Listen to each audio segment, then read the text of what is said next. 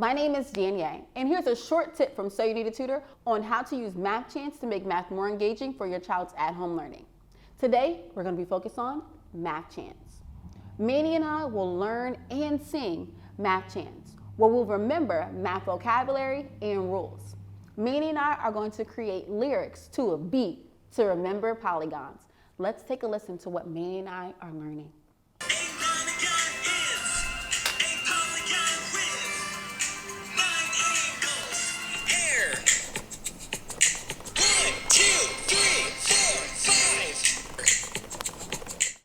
This has been a short tip from So You Need a Tutor on how to use Math Chants for your child's at-home learning. Essie's Kitchen makes fried pepper paste that can be used as a spread, marinade, dipping sauce, or seasoning for dishes in need of robust flavor. Give your taste buds a time of their life with Essie's fried pepper.